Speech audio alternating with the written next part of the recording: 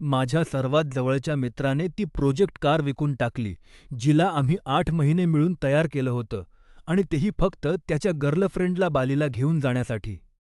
त्या कारसाठी 10% मेहनत मी केली होती आणि 50% भागांचे पैसेही मीच भरले होते. पण कार त्याच्या नावावर असल्यामुळे त्याने मला सांगितलं की सर्व नफा तोच ठेवणार आहे.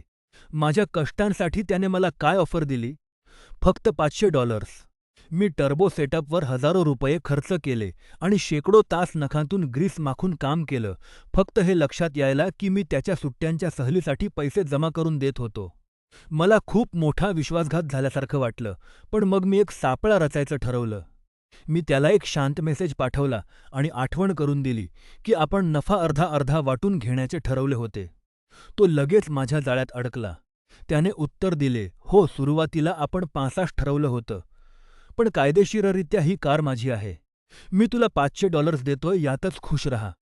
त्याने लेखी स्वरूपात मान्य केलं की आमचा करार झाला होता आणि त्याच वेळी तो मला हे दाखवून देत होता की मी हतबल आहे.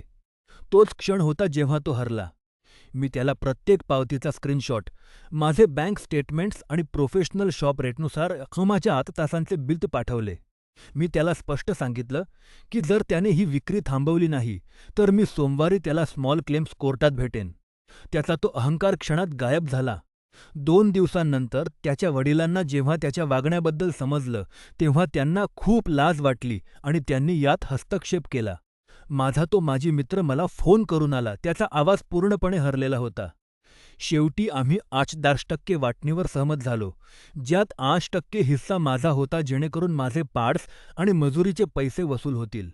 मी त्याला बँकेत भेटलो, पैसे जमा केले आणि जेव्हा त्याने विचारलं की आता सगळं ठीक आहे ना, तेव्हा मी त्याला सांगितलं की कारच्या बाबतीत आम्ही आता बरोबरीवर आहोत, पण आमची मैत्री कायमची संपली आहे. त्याला त्याची बालीची ट्रिप अजूनही मिळेल, पण आता ती ट्रिप त्याच्या बजेटनुसार खूपच स्वस्त होणार आहे.